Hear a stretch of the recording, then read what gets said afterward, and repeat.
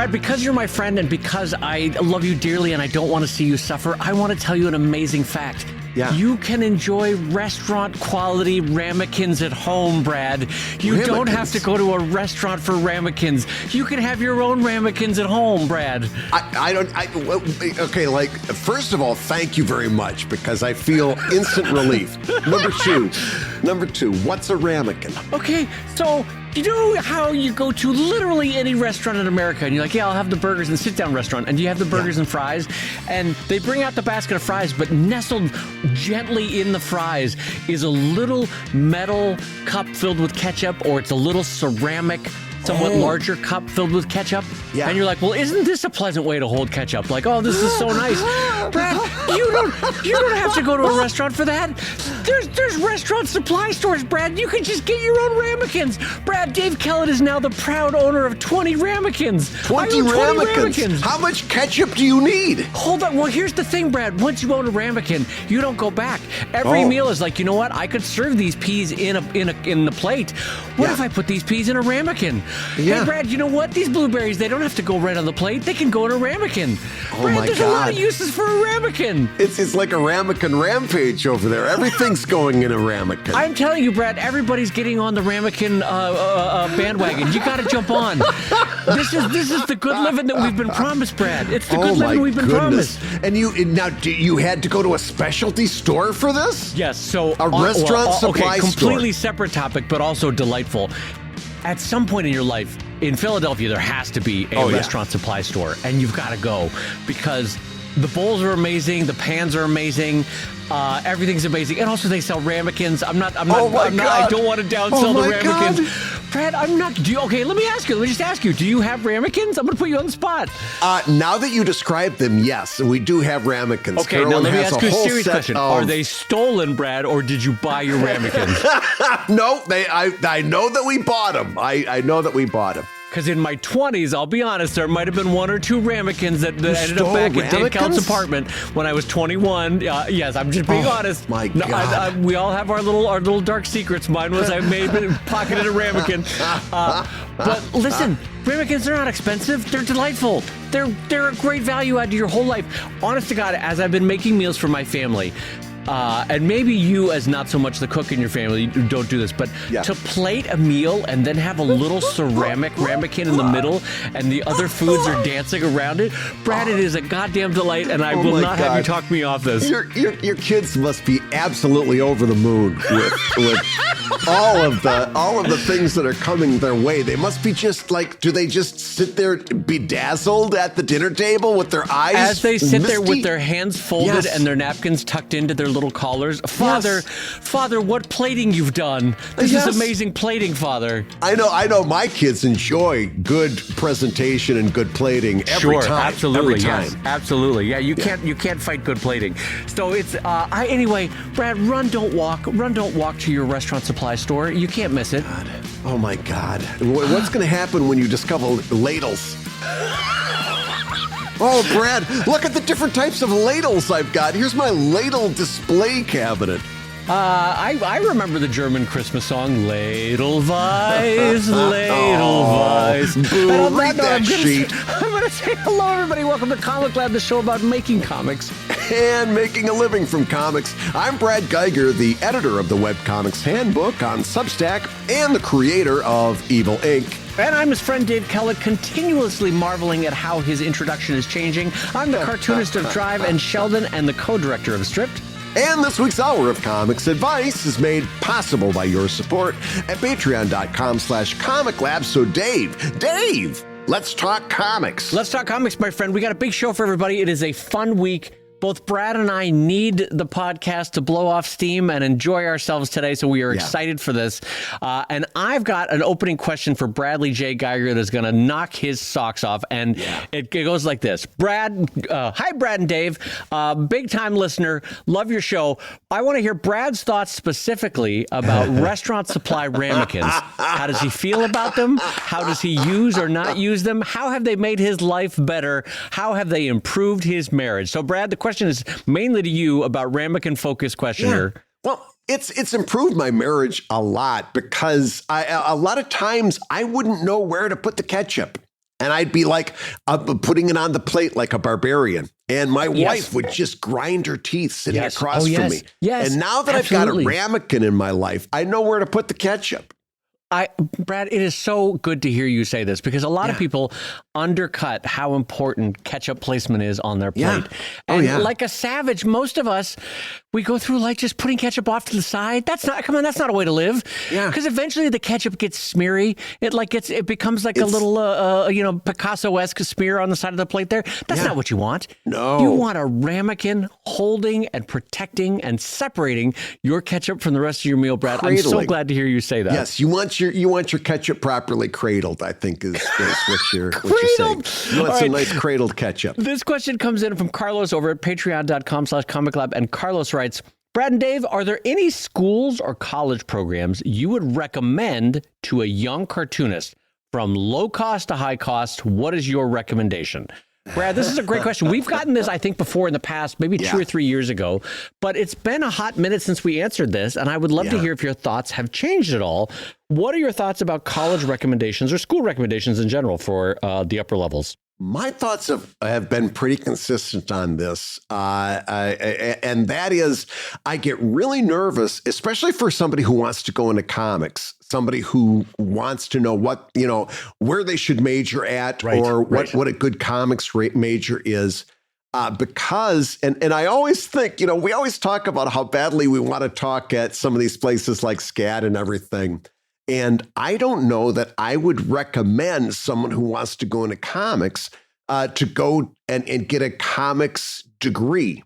As weird as that sounds. Okay, yep. I don't know that I get very nervous about somebody who especially with the amount of money that it costs. Right. Yes, and when we're talking about seriously taking on an insane amount of money, most of which is probably going to be on loans, and knowing how the student loan system is really set up to be, in my opinion, predatory.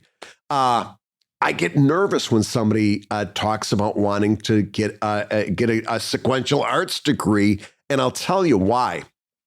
For the same reason, by the way, I wouldn't recommend getting an illustration degree. And that's because, by and large, and I certainly don't mean everybody, but a lot of times when I see the work of people that come out of sequential arts degrees, I see comics that are beautifully drawn, amazingly drawn. These are people that understand good lettering, good composition, great art, all of the language, all of the visual language of comics. They've got a really good grip on. The problem is, they can't write their way out of a wet paper bag. They can't get me past panel 2, right? And it seems to me, and I don't have any front row seat to this, it seems to me that comics degrees focus an awful lot on the visual and almost next to nothing, or it doesn't seem to be, from my perspective, a whole lot of focus on writing. The problem with that is, as you and I can see as 20-year, 25-year veterans of comics, it's the writing. Always it's the writing that makes a comic go over, that makes a comic express with an audience. It's the writing first. Good writing saves bad art. And it almost never works in the opposite direction. And when I see so much and by the way, I'm open to being pointed out that I'm wrong about this. Maybe I just saw the wrong people's work, but I don't think there's enough focus on writing. And for that amount of money, and also for reasons that I think that we're going to get into with this topic, I'm not super comfortable pointing anybody in a direction towards like an art school or particularly a sequential art degree. Is that hypocritical of me, Dave? No, I will largely co-sign everything you just said. And I'll just say my thoughts, because they're similar, but of a slightly different parallel path, which is, I love SCAD. The facilities are gorgeous. They're top notch. They're world class. I have lectured there in their big hall to 200 or 300 people, and I've done 2 or 3, maybe 4 class lectures at SCAD where, you go into classes of 30 or 40 people and do a lecture. They have great world-class teachers. There's no doubt you get a great education in the language of comics and the ability to execute on the language of comics at SCAD. But having said all that and loving SCAD like I do, I think I would come down like Brad, which is I would advise a broader liberal arts education that has some kind of focus on it, if not writing, at least on literature. So you are exposed to the best writing ever in human history, and can at least get the ability to discern good from bad writing, what works, what doesn't, why structure happens this way and not that way, all the sort of things that a literature degree might give you, or a creative writing degree. I would advise, like Brad, that a good minor might be in illustration or in graphic design, or if you wanted to go for the broke, you could do a minor in business. Would not be the worst thing in the world, like Brad also said in the past. Because honestly, a lot of comics are very forgiving of sort of self-taught art styles. It's an art form that, if you think about a lot of the greats, they kind of taught themselves and developed their own style. Does that mean you could leapfrog things going through an illustration or specifically a comics program? Absolutely, yes. You could probably shave off years, if not a decade of your journey by doing something like a SCAD or a CCS in Vermont. That's the Cartoon Comic Studies in Vermont. Or RISD in Providence, Rhode Island, I think has a comics program. Maybe I'm trying to help. Brad, is there a fourth one? Can you think of a fourth program that has? There are illustration programs that have the ability to self-direct into comics. Like I think Yale does it, and I think Michigan State does it. Brad can correct me on that. I think there was that Michigan State program that we found out about. Yeah. So they all exist. They're out there. You certainly could do it. I would recommend, if you're going to get a degree in comics, get a double major then. Get a double major in another liberal arts degree. Because here's the follow-up that Brad and I haven't yet talked about. When you first get out of college, you ain't going to make a living in comics for at least a decade, if not longer, right? Like you might never. Very true. There's perfectly valid art careers that always have a day job, by the way. So a liberal arts degree, let's be honest about it, prepares you better for getting your standard job in the world. It doesn't matter what field you want to pick at, standard job in the world than an illustration degree would. Let's go further. 2 jobs in on your resume, nobody cares where you went, and they don't care what degree you got. But for the first job out of college, it is arguably important to have something to be able to point to on your resume that at least lets an employer go, I could see them being good at this. They have a liberal arts degree in blankety blank, or they have a computer science degree, or they have this or that, or okay, great. So first job, yes, your college degree matters, where you went matters, but even there, it's arguable. If you're great in interviews, then you could kind of make it fly, even if you weren't the perfect candidate. After that, it's your previous job experience and what your previous employer says. So it's kind of the dirty little secret about college degrees is that you kind of have to have it for a lot of jobs. But once you're out into the world, it's your past experience that matters, not your college degree that matters. Am I wrong in that, Brad? No, you're 100% right. In comics, it's all about the comic. It's what that's true. Yeah, and in comics, it doesn't matter a damn thing. There's nobody who cares what your degree is. You could have a 3rd degree education, but if you're good at comics, you'll be fine. Yeah. Yeah. But in terms of like directing you, giving you life advice, historically speaking, people who get a college degree tend to out-earn people who don't get a college degree by a pretty good margin, right? And that's historical. Who knows what's going to happen in the next 20 years? I'd be dumb to try to guess. But historically speaking, that college degree is important. Yes. In that you are learning a lot of things and you're starting out at a higher level with that first job. And then, like Dave says, once you're 1 or 2 jobs in, nobody cares about your degree. It doesn't even get asked. More likely what they're doing is they're saying, hey, what'd you do with this other job? Or, would you like to come over here and apply what you learned over there, and those kind of things. And then also you get into networking and into different streams and so forth. The only thing that so I'm going to say, yes, I think if you are somebody that's in high school looking at undergrad, I think it is important for you to get some kind of a degree. The only thing I would differ a little bit maybe is like you're talking about English literature and creative writing, and I think all of those are very good too. I'm wondering if a communications degree is maybe a little bit better. Maybe, and I can see where you're going with that because it also could lend itself towards a job in marketing or advertising or internal copy for a company. Yeah, and you're going to learn, you're going to learn good writing. You're going to learn communication in general. And I would encourage you to take some of those writing classes, storytelling, creative writing, stuff like that. But I kind of am a little bit intrigued by those other classes that you're going to get in a communications degree, where you're going to have direct use of a marketing class, a social media class, stuff like that.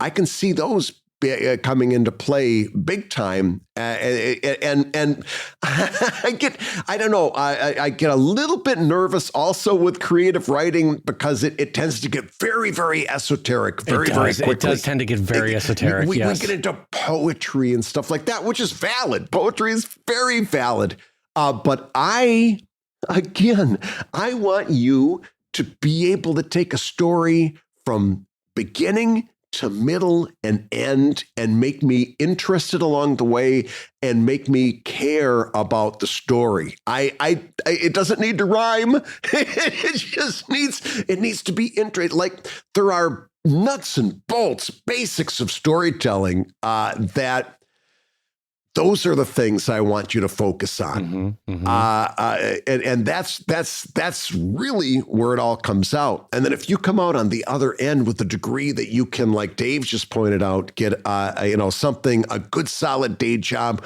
where you can put your mind at work and earn money with the skills that you also are applying to cartooning, that seems to me like a win-win.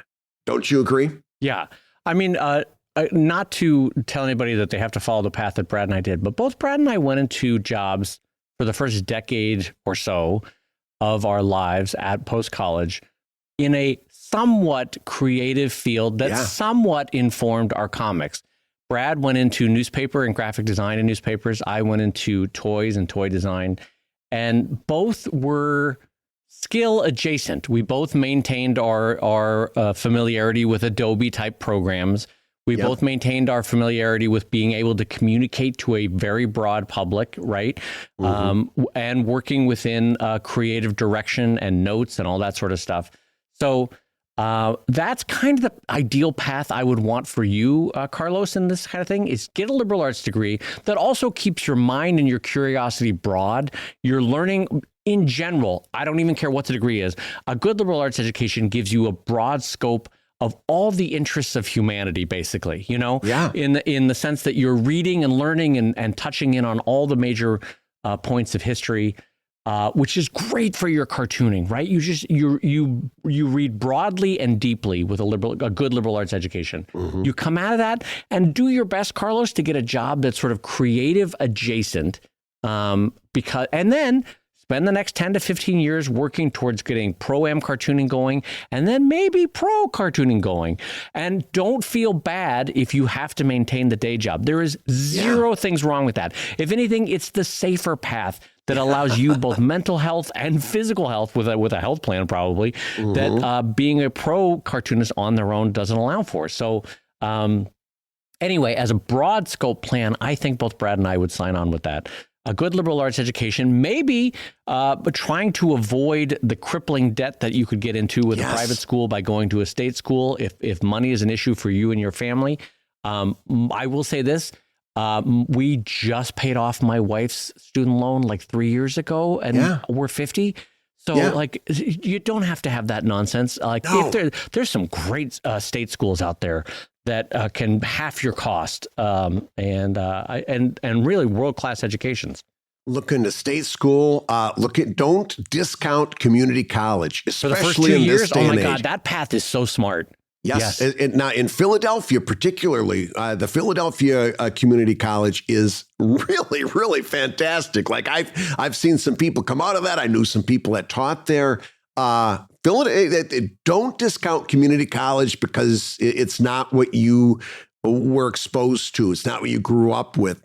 Community college is it's there for a reason. Okay. Yeah. And you should definitely not turn up your nose because it's not Harvard, because again, nobody cares after you get your first job. That college degree is there for two things. Number one, it's additional training that you need, especially if your high school wasn't so great. You need to learn how to think critically. Mm-hmm. That's something that isn't being offered at a lot of high school levels. You need to learn how to write it purposefully, like a thesis paper, stuff like that. You need to know how to research properly so you don't get suckered in by that thing that your uncle posted on Facebook. You need to learn how to do this. And a lot of times that's what's happening at the college level. So you do need that background, but it doesn't need to be at this big fancy institution. No. So don't discount your community college. Like Dave said, don't discount state colleges either. This is not about putting a whole lot of money down thinking, well, it's expensive, so it must be good. Right. This is about getting something that's going to give you the proper footing to get that first crucial job, and then your life is your own after that, as far as I'm concerned. Then it's what you build from it. But you just need that first step is what you're really paying for. And honestly, in terms of being able to game the system, going 2 years to a community college and then 2 years to a bigger institution. Yes. Everyone only looks at the degree from the bigger institution for that first job. No one cares that you know what I mean? They're like, oh, wow, you graduated from USC? They don't even look at what community college you did for the first 2 years. They don't care. Also, I would say just in Brad and my lifetime, there's a couple of charts you can look up online in terms of cost of college versus earning potential out of it versus debt accumulated. And you'll see that like in our lifetime, it's kind of almost inverted how much value you get out of a state school or a 2-year community college followed by a 2-year private college, if you want to go that way. And so it's just, it's a part of a much larger debate socially and culturally, but colleges have just gotten incredibly expensive. So we don't want you to take on the debt. But anyway, the other tidbit I will say before we put a button on this topic is that, Carlos, here is where the rubber hits the road. No matter which route you go, community college, state college, private college, arts college, no matter what, Brad and I are going to tell you, the onus is on you to be making comics and to be doing the work in your sidelines, in your evenings, in your weekends. College, those 4 years, no matter what route you take, it's on you, Carlos. Start making comics because this is the time of your life where you can really crank through those 10,000 hours faster than others and get a jump on your career post-college. Yep, absolutely. I co-sign that 100%. All right. Well, Brad, our next question is very specifically towards your process, and I would love to hear the answer to this. So this comes over at patreon.com/ComicLab, and this comes in from Patrick, and Patrick writes, given the point of making updates satisfying for the reader and not worrying about schedule so much, and the fact that Brad is dividing a book page into 2 updates, I was wondering why? Given the end result either way is 1 page a week and the layout and scripting issues that surround 2 updates in 1 page of the book, why not, Brad, just update 1 a week as 1 page?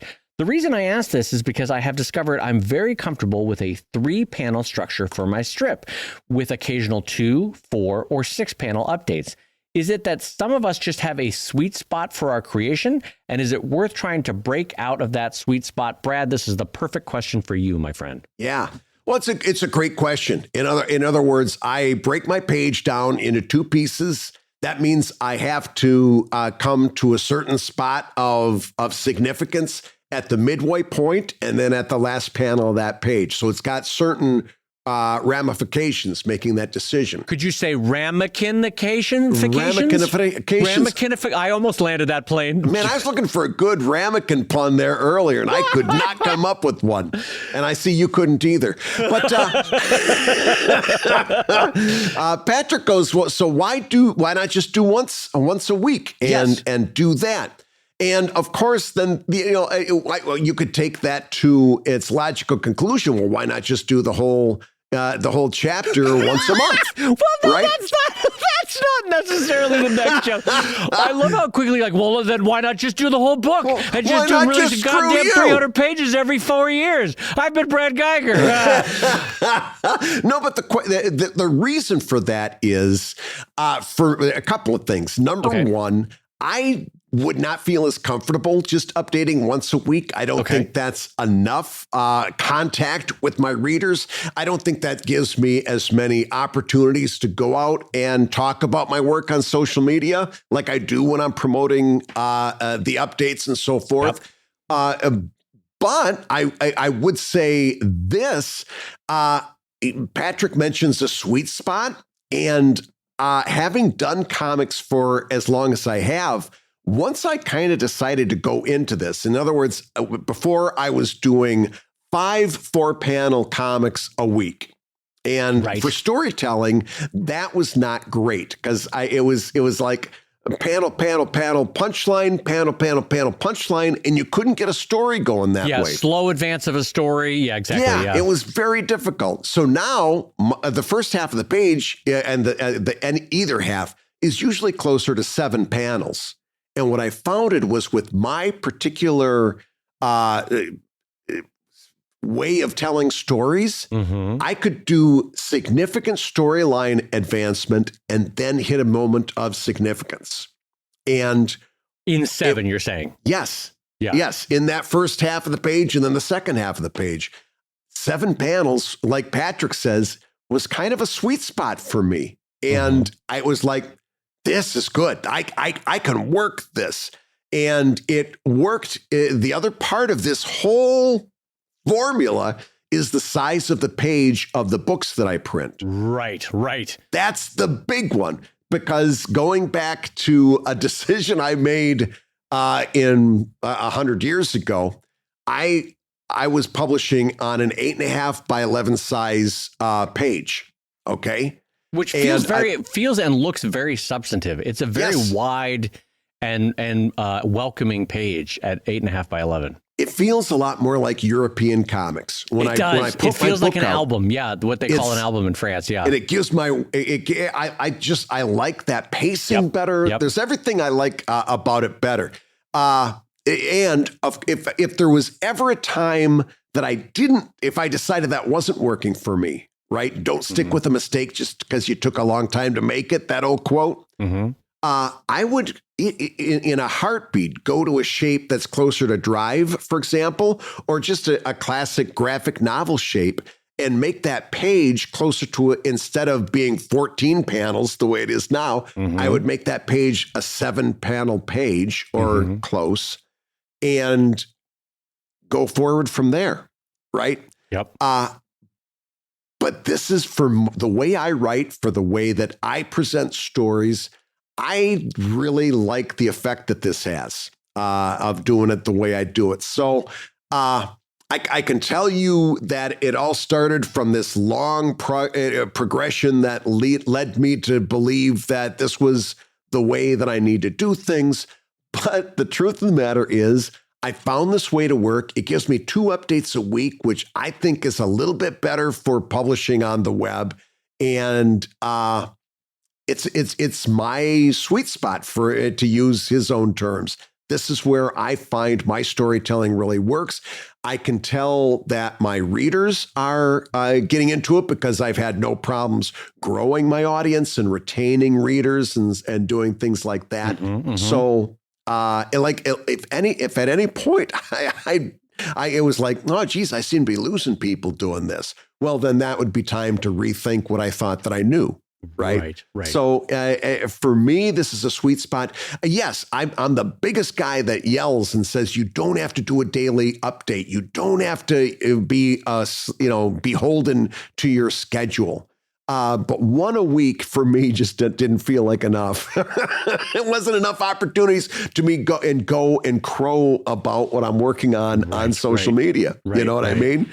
2 felt a lot better. And since it worked well within the structure of what I was working, like I don't have any problems keeping up with that pace. Right. That's what I landed on.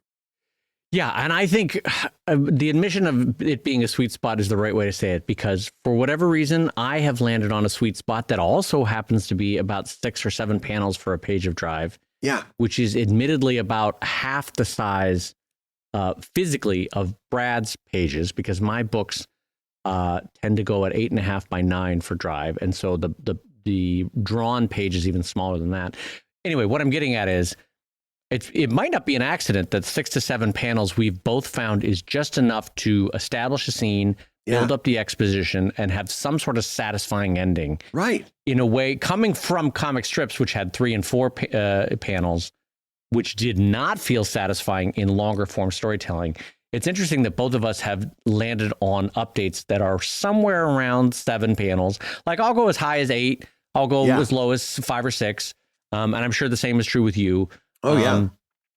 But yeah. And as far as like, why do 2 a week? I think because he found that it works. It works for him. Yeah. It works for his pace. It works for the satisfaction of his updates. And honestly, if I didn't do Sheldon, I might do 2 drives a week at about 7 panels each page, which probably would end up about the same output that Brad has every week. And I never really thought about this until I'm speaking out loud right now, but we kind of produce the same amount of work every week. Yeah. It's just I direct some of my energies towards Sheldon, probably unwisely, and you keep both of them focused on 2 half pages of Evil Inc., which produce 1 beautiful page. I will say this for Brad's technique, because I don't think Brad spoke to this. As a reader, when you get the physical book, with, by the way, I just got Brad's physical book in the mail yesterday. Oh, did you? From Kickstarting, and I can't recommend it enough if you want to jump over to Brad's store and treat yourself. But looking at it and reading through it, there's something very satisfying about the pacing of Brad's 2 stitched together pages, where there is both you feel it, there is a build up and a satisfying ba-dump in the middle of the page, and then again, a build up again, and then a ba-dump at the end of the page. There is a pace to that that's music, it's jazz in terms of like finding a rhythm, and those pages find that rhythm, and it's really compelling. I like it. I don't use it myself. I might find it hard to switch to that if someone were to force me to, but I see why he does it, in that it works really well for him, and he has found, like he said, a sweet spot in doing it. Yeah, I agree. It's something that, and I'm so happy you got the book, and I appreciate your back in my Kickstarter. But I'm getting really excited, because this is the book that I finally feel like I found my sea legs with writing that comic. And so now some of the pages are hanging together better. It's a little bit better expression of my own theories of how writing should work. So I'm really excited to get this out there. I got to be honest with you. I'm kind of excited to hear that you liked it. Oh, absolutely. Well, now that we've explained why Brad does it the way he does it, and to a lesser extent why I do it the way I do it, I would like to focus on the last paragraph of Patrick's question. The reason I ask this is because I've discovered I'm very comfortable with a 3-panel structure for my strip, with occasional 2, 4, or 6 panel updates. Is it that some of us just have a sweet spot for our creation? And is it worth trying to break out of the sweet spot? Do we have any Patrick-specific advice for loving a 3-panel format, occasionally enjoying a 2, 4, or 6? I don't personally feel like there's anything wrong with that. I feel like go with God. If it works for you, great. What are your thoughts on it, Brad? I think that as long as you're not trying to do a storyline, I think that's fine. I didn't even think about this. Is this a story comic? Oh, yikes. Yeah. If that's 3 panels and it's standalone humor, like Garfield, and what you did, well, I don't want to say Garfield, because it opens up. In fact, that's a problem that we got to address here. But if it was 3 panels that's mainly meant to be standalone, I think that's fantastic. 2 panels standalone, great. The problem that we have here is what if you're trying to tell a story and you're doing it in 3 panels. Yeah. Because nobody's following that story. You're going to have a whole lot of problems building audience, especially in the social media atmosphere that we're still kind of dominated today, even though social media is failing us. And we can point to all kinds of things like, oh, Blue Sky has hope and Substack has some real wheels behind it, so on and so forth. The fact of the matter is that it's very difficult to tell a story 3 panels at a time. And the reason I mentioned Garfield is because the first thing that everybody of a certain age says is, well, wait a minute, Bloom County did it, Garfield can do it. Well, those folks that were in a newspaper publishing landscape, they had a committed audience. That person that subscribed to the newspaper was exposed to the same comics every day. And so they could experiment with and adequately do storytelling 3 and 4 panels at a time. You don't have that. If you're working in comics today and using web for publishing, I think it's very difficult. I backed away from saying foolhardy, but I would say you're shooting yourself in the foot. Listen, if you're trying to do a story comic and you're doing it 3 panels at a time, and you're not building audience to the extent that you would hope that you are, you can't sit and scratch your chin and wonder why. Yeah. You've got the answer right in front of it. You've got to take a look and maybe make a change in what you're doing. Yeah. The short answer to if you're doing story comics with 3 panels is that it's just the wrong tool for the job. Yes. And I say this as a guy who uses the wrong tools in my physical work all the time. Like I can make a hammer do a lot of things that a hammer wasn't meant to do. But I will say both Brad and I have done storytelling in our comic strips back in the day, where 3 and 4 panels. And the thing is, you can do it in the sense that you remember For Better, For Worse, or Peanuts, or Calvin and Hobbes did short stories in their thing. But to Brad's point, they did it because they had to do it that way. Yes. That was the format limitation. There was no way to break out of it. It took all of Watterson's power to demand a half page later in his career. Mm-hmm. Even Charles Schultz could not demand more than 3 or 4 panels, right? And so he had to use that to do a Red Baron storyline. But the other thing is, it was kind of a kludge. It didn't really work for storytelling. You get a different kind of story that's more joke, occasional story. Joke, occasional story. You know, like it's not storytelling led, it's joke led that happens to have some storytelling elements to it, right? Mm-hmm. And if you read any sort of short story in a Calvin and Hobbes or in a Peanuts, you'll see that what I mean by that is that it's not story first, it's joke first, or punchline first, or punch word first, and then story as the side note. And the worst example of that is the sort of Spider-Man comics that we see in the comic strip. And we've talked about this before, where the first panel is always reestablishing what you saw before. The second panel is always like a tiny advancement of the story. And the third panel is maybe a foretaste of what you're going to see tomorrow.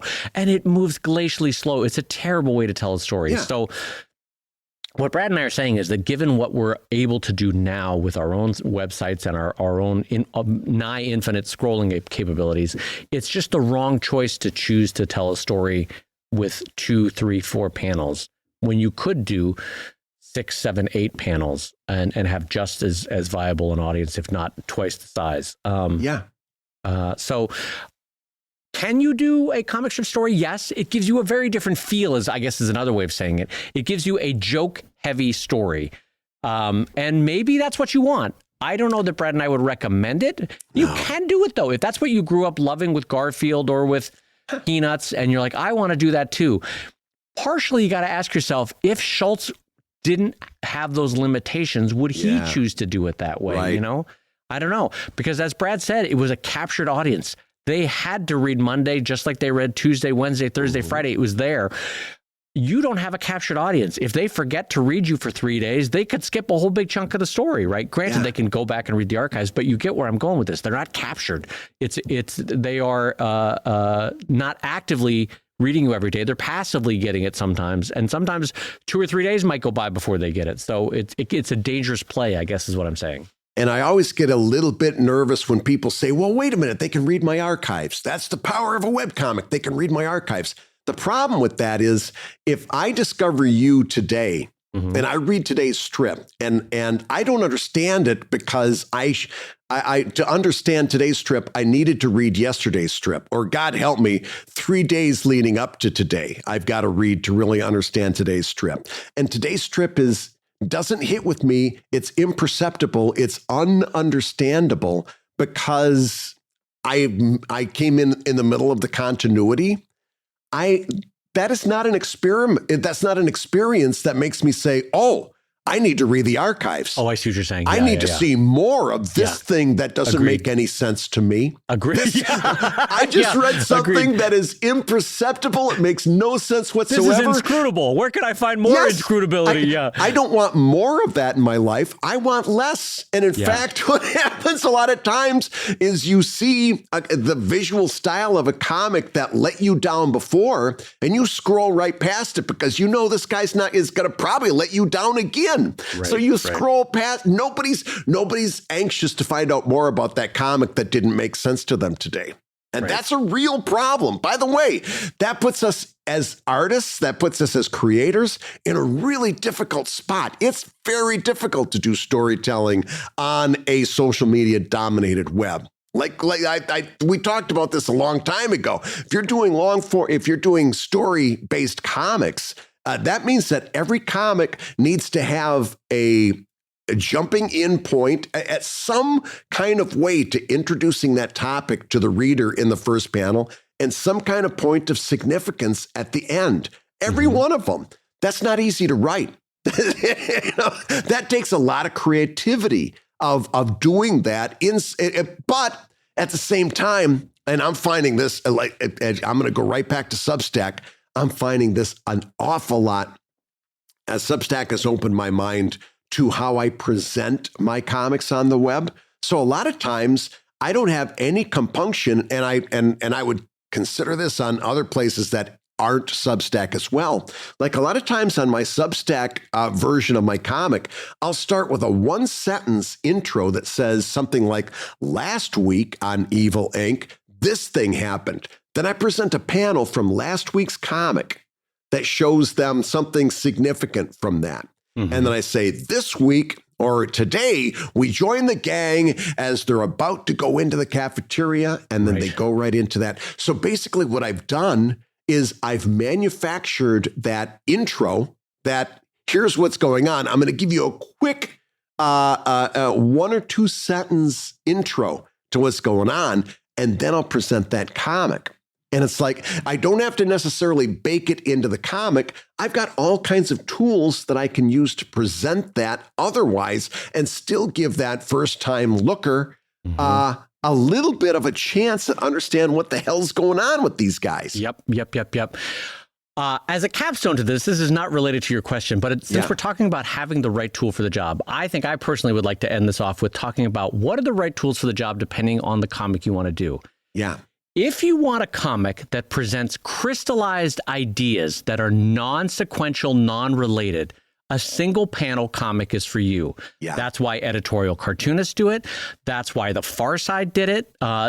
Because really it's about a single crystallized idea. And if by God you want to try to have a character in a single panel comic, aside from Family Circus, which is a whole nother thing we can talk about, aside from Family Circus, every other single panel comic that has a character, it's usually one character because you can kind of only learn about Ziggy and how he's got a sad sack life, but you only can do it over 20 or 30 years of captured reading of single panel Ziggies, right?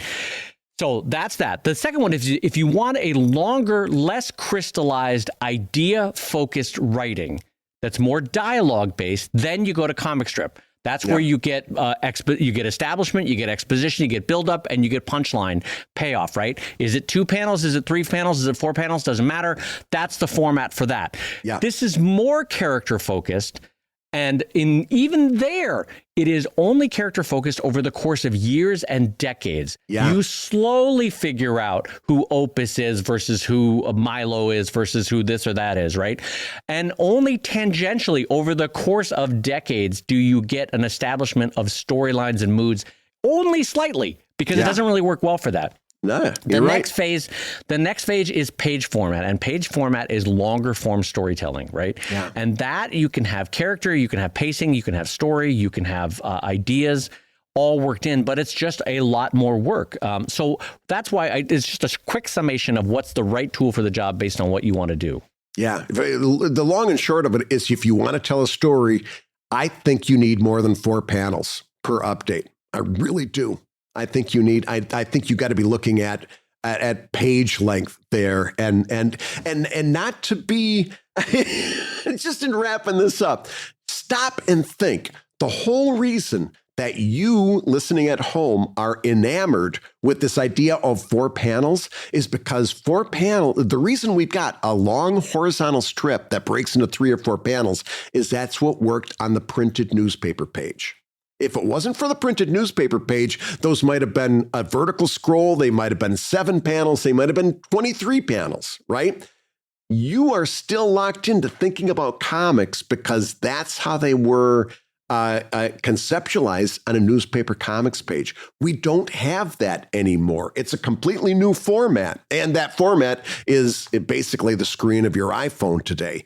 You've got to allow yourself the ability to rethink comics and not continue to think comics on this paradigm, and I hate to use that word, but it's the right word there, this paradigm that was birthed through the newspaper page. We're not on the newspaper anymore. No. You've got to rethink what a comic is and give yourself the breadth to do that. And that's why I always get a little bit nervous when people talk about a storyline comic done in a 3 or 4 panel strip. The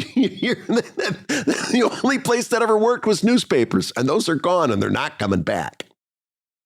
Hey, if you're listening while you work, take a minute to stand and stretch. And while you're doing that, we're going to tell you why you should join us on Patreon. When you do, you're going to get hours and hours of podcasts that we've recorded just for backers. And exclusive Patreon posts that go even deeper on ComicLab topics. And access to our exclusive Discord server, which is a thriving community of professional cartoonists. So you can support the show you love and get tons of actionable resources for your own cartooning. And listen, if you can't swing a pledge this month, we get it. No worries. Yeah, listen, you can still support the show by rating us wherever you get your podcasts. Just leave a 5-star review and a few kind words. That, along with mentions on social media, is incredibly helpful. Now, everybody, let's talk comics. Well, to round out the show today, 2 more quick updates from Brad and I. One, I just want to talk about a quick update on Bluesky. Because Twitter has recently implemented their stupid blocking rule when their blocking doesn't work, because Elon Musk is a man-child and wants to see what people are saying about him. And so they got rid of it. And so all of which to say is I'm seeing another wave of people coming into Bluesky and following me. And I just want to reiterate, I personally think that Bluesky is the one that's going to win out. I really do. The growth has been consistent. So far, the community has been incredibly pleasant and supportive, and it's felt like Twitter did in the early days. And all of this update is to say that I continue to think that Bluesky is the one that's going to win out. Yeah, I think right now, if I was directing somebody towards where to put their energy, it's Bluesky and Substack. And again, I keep seeing this pop up. If you cringe when you hear me say Substack because you remember that Substack has a Nazi problem post from about a year ago, we did a whole show where we addressed that and kind of talked about how that was misleading in a lot of ways. Go back and listen to that show. Don't stay away from Substack because of you think that you're somehow helping Nazis if you are on Substack. Nothing could be further from the truth. I would suggest right now Bluesky and Substack. And have you been to the Discord server recently, Dave? Our Discord server? Yeah. Our Discord server on ComicLab. Somebody had one of our members had listened to that. I put down that collection, the Patreon collection with our best Substack advice. He's been on. Now listen, here's I'm going to put a caveat. I think this guy might be a little bit of an outlier. He's been on Substack for about a week. He's got over 100 subscribers, and 10 of them are paid subscribers already. What? In a week? After a week. Now, again, I don't present this as your mileage may vary in terms of okay. But here's because we're going to be talking about these collections more and more as we continue to put them together. And there's one thing that our Patreon backers have to understand. The collections are set up so that you don't have to be a Patreon backer. You can just buy that collection and just get that package of stuff without joining us on Patreon. Mm-hmm. But the other side of that thing is if you are joining us on Patreon, you have access to those same collections. They're just part of your subscription. Right. And we in talking about the collections, use them is what you're saying. Yes. I'm telling you, go in. I'm super excited about some of the people. And by the way, this guy isn't the only one that has had good reactions after listening through these collections. Right. Listen to those shows where we break it down, how to publish well on Substack. We've been hearing a lot of people sharing really positive things, and it's part of your Patreon subscription, so make use of it. Can I tell you why I'm laughing? So, and this is an admission. Yeah. So I am not on Substack. I will be at some point in the coming year, I think. I keep saying like, I got to do it. And then another Kickstarter comes up and I got to work on that. Like right now we're putting together Anatomy of Dogs. And when I'm done with that, I think I'll have some time.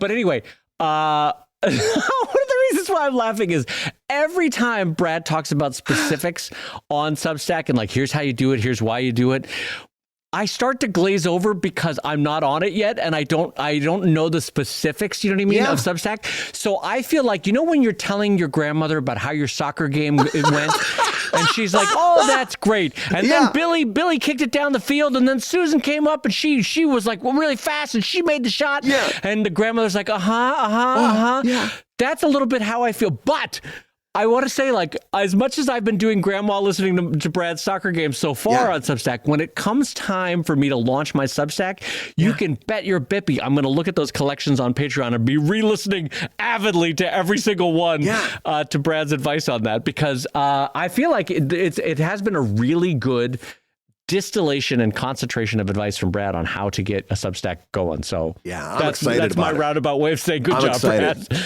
And I'll just mention we've got a collection on Substack and we've got a collection on Kickstarter where we assembled our best advice in those things. And I'm telling you, if you're a Patreon backer, you get them for free as part of your subscription.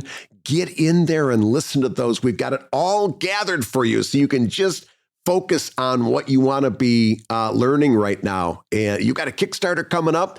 Put that in, listening to it in your studio. I can't recommend it strong. I'm really excited about these collections. In case you haven't noticed, I really like how these collections work. I'm excited for them, and I thank you as a friend for putting them together. So, Brad, you had another update for this week to round out the week over on Itch.io. Speaking of collections, so recently Gumroad got rid of Not Safe for Work comics, which was a bit of a blow. Oh, really? A lot of us really. What was their justification? Credit cards? I don't. You know what? I think it all boiled down to credit cards. Okay, but I don't remember them coming up with like much of a other than the same ones that always come up. Our lawyers have told us we can't continue to do Not Safe for Work. And listen, offering Not Safe for Work does come with legal ramifications. It comes with credit card chargebacks. All of that stuff come along with the territory.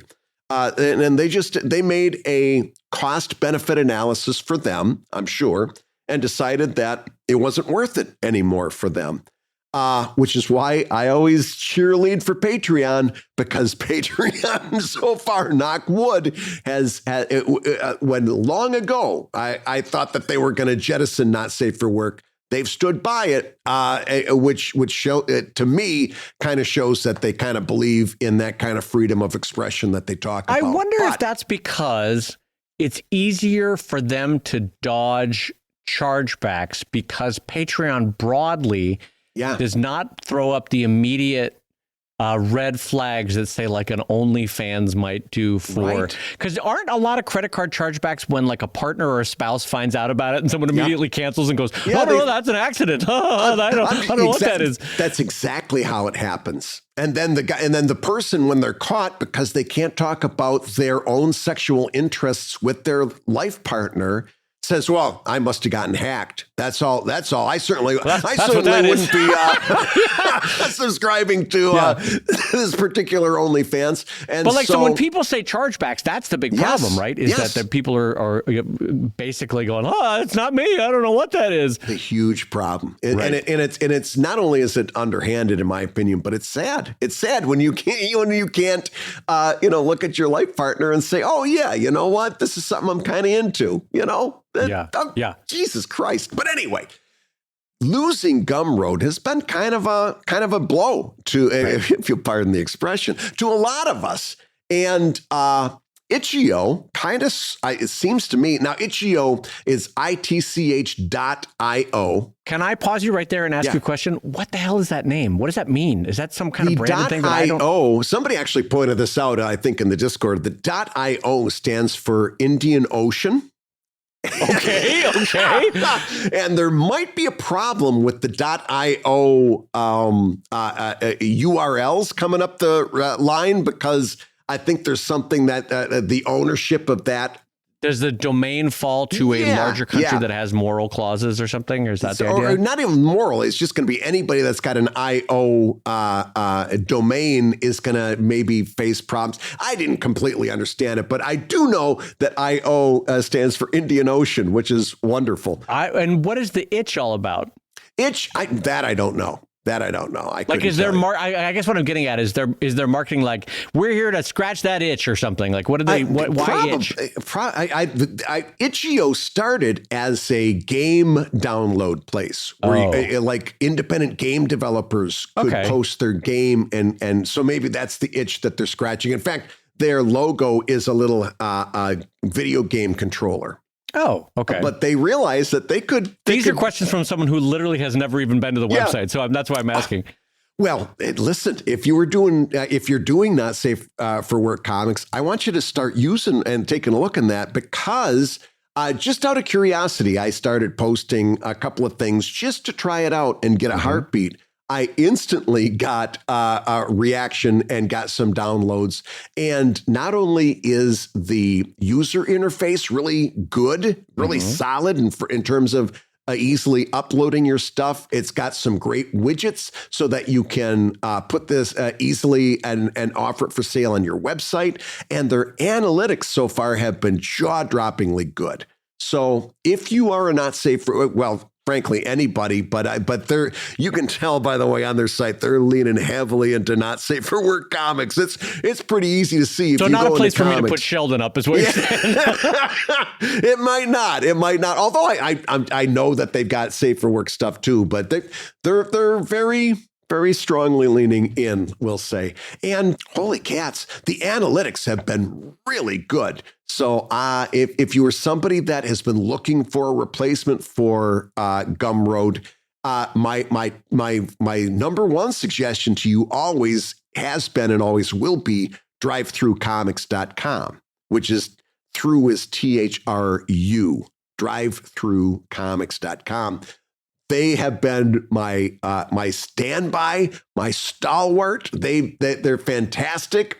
Their user interface is not as great. They don't. It's very old it's school. More mom and pop, isn't it? Yes. You can't go into them thinking that it's run by a Fortune 500 company. So they've kept it very. And they're mainly an RPG group. I think it started out as our drive-through RPG. But they're good folks. I like them. I do great business with them. So my first suggestion is and always will be Drive Through Comics.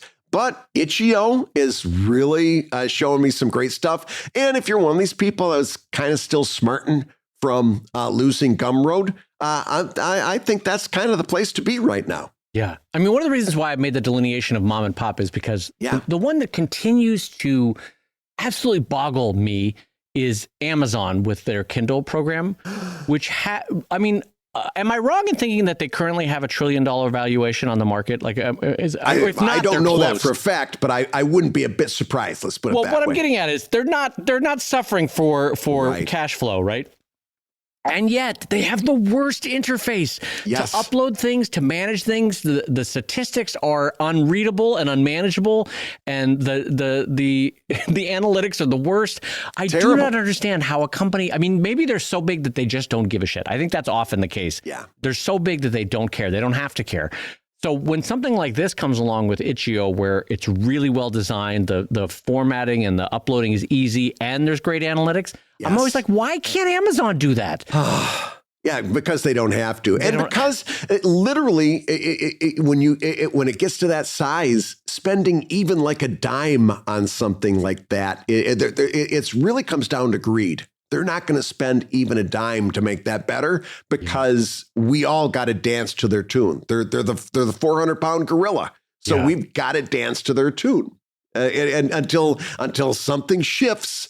And then they'll be begging for us to come back and do it. Oh, we heard. We'll have those posts that say, we at Amazon have been listening to you. We heard you. Yes. Yeah, exactly. And then we can all blow them the raspberry. But you know what I just heard? I just heard something over here. I just heard the whistle that says that it's time for us to pull up stakes and end this show. So I get to say that you've been listening to ComicLab, the show about making comics and making a living from comics. I hear that whistle also as the train's getting ready to go and the conductor walks down the middle of the row saying, Willoughby, next stop, Willoughby. Your hosts have been my friend Brad Geiger, the editor of webcomics.com and the creator of Evil Inc. at evilcomic.com. And my friend Dave Kellett, the co-director of the comics documentary Stripped and the cartoonist of Sheldon at sheldoncomics.com and Drive at drivecomic.com. And the ComicLab theme song is used with permission from Andy Creighton at theworldrecord.net. And this episode was edited by the ever-wonderful Matt Woodard of Woodsong Productions over at www.woodsong.media.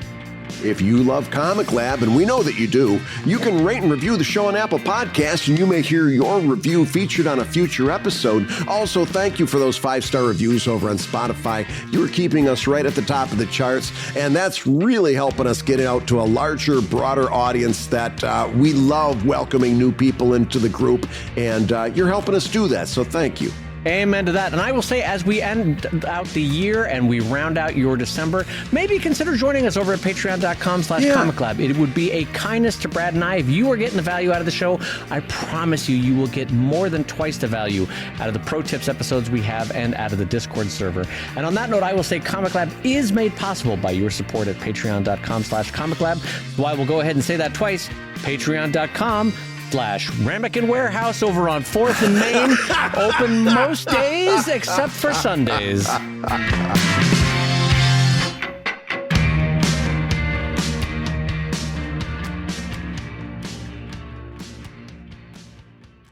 You and your ramekins.